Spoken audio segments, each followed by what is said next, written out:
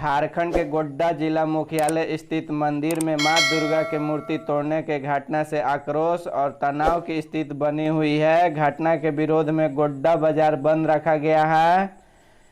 Police का कहना है कि जिस किसी भी यह हरकत के है उसे जल्द ही गिरफ्तार कर लिया जाएगा। घटना सोमवार के देर रात का बताई जा रही है। मंगलवार के सुबह जब लोग दर्शन करने पहुंचे तो मां दुर्गा की मूर्ति क्षतिग्रस्त पाई गई है।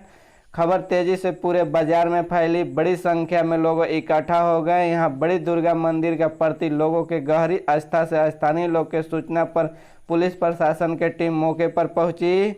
जनाक्रोश को देखते हुए गोड्डा एसपी, डीएसपी, एसडीपीओ समेत कई पुलिस अधिकारी कैंप कर रहे थे। एसडीपीओ आनंद मोहन सिंह ने बताया कि तमाम बिंदुओं पर जांच की जा रही है। आशंका है कि किसी मानसिक रूप में विपक्षित व्यक्ति ने इस घटना को अंजाम दिया होगा।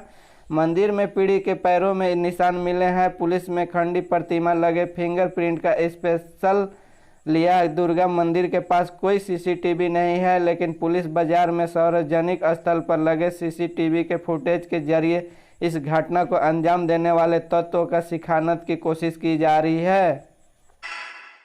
झारखंड के पलामू जिलों में महादलित मशहूर परिवार के 50 लोगों का आरोप है कि मुस्लिम समुदाय के लोगों ने इकट्ठा होकर उनके घरों को ध्वस्त कर दिया गया है। घटना पांडु प्रखंड मुरुमातू गांव के ही, जहां लंबे अरसे से टोंगरी पहाड़ी के पास रहे हैं। महादलित मशहूर परिवार के 50 लोगों के घर का उजाड़ दिया गया है। पीड़ितों का कहना है कि उनके सामनों का एक वाहन पर जबरदस्ती लादकर छतरपुर के लोटो गांव के पास छोड़ दिया गया। इसके बाद वहां बच्चे लोगों ने थाना पहुंचकर न्याय का गुहार लगाई है। मशहूर परिवार ने 50 लोगों के बारिश से इसे मौसम के बेघर हो गए हैं। घटना के बाद रोते बिखरते बेघर हुए नंदलाल मुसहर और राधा देवी ने बताया कि शुरू के पहले से वे लोग पहाड़ी के निकट मिट्टी का मकान और झोपड़ी बनाकर आ रहे हैं। उन्होंने कहा कि दिन भर क्षेत्र में भी मकान और झोपड़ी ध्वस्त करते हुए व्यक्ति का समुदाय का लोगों ने उनके चूल्हों को भी बर्बाद कर दिया है। इसके उन्हें बच्चे समेत सभी लोग भूख से तड़प रहे हैं और जैसे तैसे मांग कर पेट भर रहे हैं। झारखंड में जारी राजनीतिक संकट के बीच हेमंत सोरेन की सरकार के विधायक रायपुर के लिए रवाना हो गए हैं। इस बीच झारखंड मंत्रिपरिषद बैठक से जुड़ी एक खबर सामने आई है। मंत्रिमंडल सचिवालय एवं निगरानी विभाग समन्वय दौरा दी गई है। जानकारी के अनुसार मंत्रिपरिषद का बैठक रांची में 1 सितंबर 2022 को गुरुवार का शाम 4 बजे से झारखंड मंत्रालय प्रोजेक्ट भवन स्थित मंत्रिपरिषद कक्ष में होगी। झारखंड में सियासी हलचल जब से तेज हुई है, जब मुख्यमंत्री हेमंत सोरेन के विधानसभा की सदस्यता खत्म होने का मामला सामने आया है। बीजेपी ने जनप्रतिनिधि कानून का धारा 9A का उल्लंघन करने के लिए सीएम सोरेन का आयोग ठहराने की मांग की थी। वही चुनाव आयोग के माइनिंग लीज केस के गवर्नर को अपनी रिपोर्ट भेज दी है। सूत्रों के मुताबिक माना जा रहा है कि ऑफिस ऑफ प्रॉफिट के मामले में सीएम सोरेन ने विधानसभा की सदस्यता से खत्म हो सकती है, लेकिन अभी तक तस्वीर साफ नहीं हुई है। गौरतलब है कि झारखंड के राजनीतिक उठक पटक के बीच सीएम सोरेन ने विधायकों के पलटाई द्वारा रांची से रायपुर भेज दिया है। वही शाम 7 बजे तक कहां पहुंचे इन विधायकों को रायपुर में एक रिसोर्ट से ठहरने के लिए व्यवस्था की गई है। पलामू में महादलित परिवारों को उजाड़ने के मामले में तूल पकड़ लिया है। भाजपा विधायक अमर बावरी ने ईटीवी भारत की खबर के ट्वीट करके महादलितों का पुनर्वास की मांग की है। बीजेपी एमएल अमर बावरी ने ऐसा न किए जाने वाले आंदोलन का भी चेतावनी दी है। पलामू में महादलित परिवार को उजाड़ने के मामले में न तूल पकड़ लिया है। भाजपा विधायक ने ईटीवी भारत की खबर पर ट्वीट करके पुनर्वास नहीं किया जाता है, भाजपा एसपी मोर्चा आंदोलन करेगा। इधर महादलितों को उजाड़ने के आरोपी विशेष समुदाय के लोगों ने कहा है कि किसी के साथ जबरदस्ती नहीं की गई है। हेमंत सरकार लेकर आई है झारखंड फसल राहत योजना 2022 में जल्द करे आवेदन। रांची 30 अगस्त झारखंड सरकार की ओर से फसल राहत योजना 2022 की शुरुआत की है। यह योजना राज्य के किसानों के लिए शुरू किया गया है। इस योजना के माध्यम से प्राकृतिक आपदा की वजह से नष्ट होने वाली फसल की सरकार की तरफ से वित्तीय राशि प्रदान की जाएगी। के लाभ लेने के लिए किसानों को पहले आवेदन की प्रक्रिया को पूरा करना होगा। आइए जानते हैं कि फसल राहत योजना के बारे में विस्तार से। किसानों की सहायता के लिए झारखंड सरकार ने फसल राहत योजना की शुरुआत की है। इस योजना के मुख्य उद्देश्य किसानों की फसल का प्राकृतिक आपदा से खराब हुई फसल के लिए आर्थिक से बढ़ावा देना है। इस योजना के लाभ लेने के लिए किसानों को किसी भी तरह का शुल्क भुगतान करने की आवश्यकता नहीं है। झारखंड सरकार के इस योजना के माध्यम से किसानों को कर्ज के राहत प्रदान की जाएगी, जिससे वह बिना किसी कर्ज के समस्या के कृषि कार्यों के अधिक योगदान पाएंगे।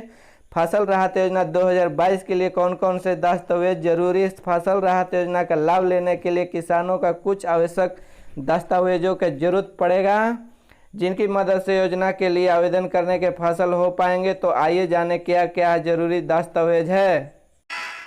धनबाद में शतकर्ता डोज बूस्टर टीका लगवाने में लोगों को काफ़ी पीछे है। लाख प्रयास के बावजूद 5 महीने बीतने के बाद भी अब तक 81,623 लोगों के ही यह टीका लगवाया है।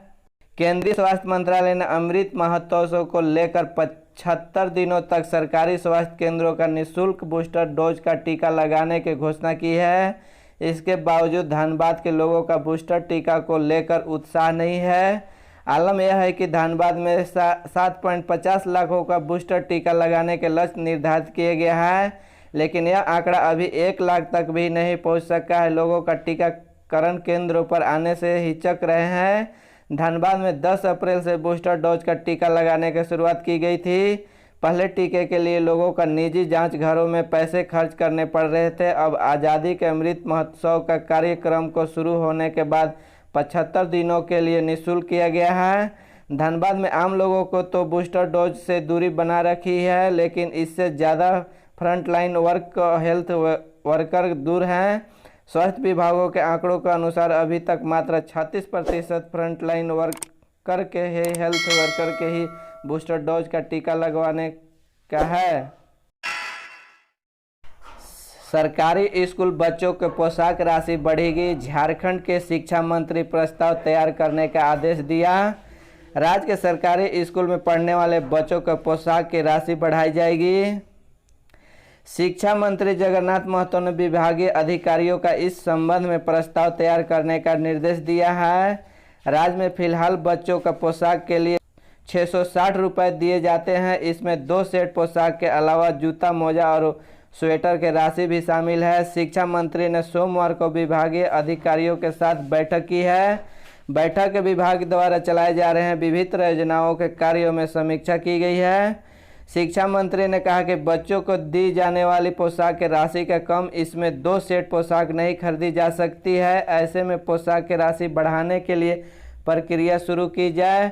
उन्होंने बैठक में पूछा कि क्या इस राशि में विभाग के द्वारा 2 सेट पोशाक उपलब्ध कराए जाने के संभव है। शिक्षा मंत्री ने विभिन्न योजनाओं के अब तक प्रगति की भी समीक्षा की। समग्र शिक्षा अभियान के लिए अब तक केंद्र सरकार के मात्र 201 करोड़ रुपए दिए गए हैं। वहीं माध्य भोजन के लिए 168 करोड़ रुपए की स्वीकृति किए गए हैं। इसकी निकासी अभी नहीं हुई है। प्रखंड व पंचायत स्तर के मॉडल स्कूलों के जल्द शुरू होगा काम। शिक्षा मंत्री 80 उत्कृष्ट विद्यालयों में निर्माण कार्य के भी समीक्षा की। अधिकारियों की ओर से बताया गया कि अभी सभी स्कूलीय भवन निर्माण के कार्य शुरू कर दिया गया है। झारखंड के राज्यपाल रमेश बैस ने अंकिता के परिजनों से बात की है। उन्होंने पीड़ितों के परिवार को तत्काल 2 लाख रुपए देने का भी घोषणा की है। दुमका में भी बराही की छात्र अंकिता सिंह को जिंदा जलाए जाने की घटना पर दुख जताते हुए झारखंड के राज्यपाल रमेश बैस का बड़ा बयान आया है। राज्यपाल ने कहा कि ऐसी घटनाओं के राज्य के छवि के विपरीत असर पड़ता है। प्रदेश की जनता घर, दुकान, मॉल, सड़क भी कहीं भी सुरक्षित महसूस नहीं कर रही है।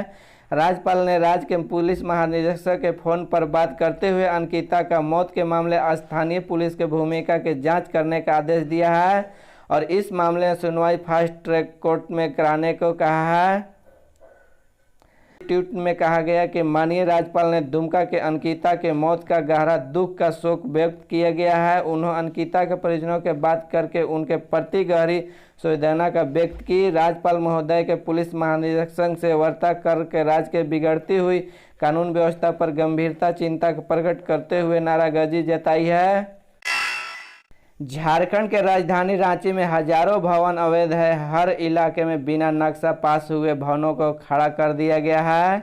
नोएडा में जिस प्रकार ट्विन टावर को तोड़ दिया गया है, उसी प्रकार शहर में भी कई ऐसे भवन का जिन पर कार्रवाई हो सकती है। नगर निगम ने 200 से अधिक भवनों को तोड़ने का आदेश तो दिया है, लेकिन अभी तक कोई कार्रवाई नहीं की गई है। निगम के द्वारा जब भी भवनों को तोड़ने का आदेश दिया जाता है तो भवन के मालिक नगर निगम में केस कर देते हैं। केस लंबित हो जाता है और मामला वही का वही दबा रह जाता है। रांची नगर निगम कहना है कि नगर विकास विभाग से हर बार ऐसा बिल पास होकर आता है, लोग नक्शा पास कराने के लिए सामने नहीं आते हैं। इस प्रकार शर्त रखा गया है कि लोग वहां पूरा नहीं कर पाते हैं, ऐसे भवन अवैध हो जाता है। वह 2011 में नगर निगम के नक्शा को लेकर एक प्रस्ताव तैयार किया गया था। नगर निगम के प्रस्ताव कहा था कि जो भी भवन बन गए हैं उनका नक्शा उसी हाल में पास कर देने चाहते हैं।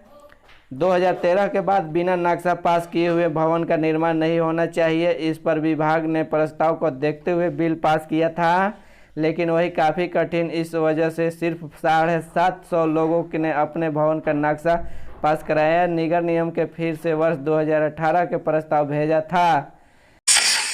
झारखंड के उप राजधानी दुमका के गोपी कादर पहाड़ियों आवासीय विद्यालय 9वीं कक्षा के छात्रों को प्रायोगिक परीक्षा फल के लेकर उत्पन्न हुए विवाद ने हिंसक रूप ले लिया। सोमवार को स्कूल ने 9वीं और 10वीं के छात्रों ने आवासीय विद्यालय में पूर्व प्राचार्य और वर्तमान में गणित के शिक्षक कुमार सुमन प्रधान दीपिक सुनीराम को आम के पेड़ में बांधकर जमकर पीटा। छात्रों को कहना था कि शिक्षक कुमार सुमन ने प्रायोगिक परीक्षा में कम अंक दिए हैं, जिनके कारण 11 छात्र फेल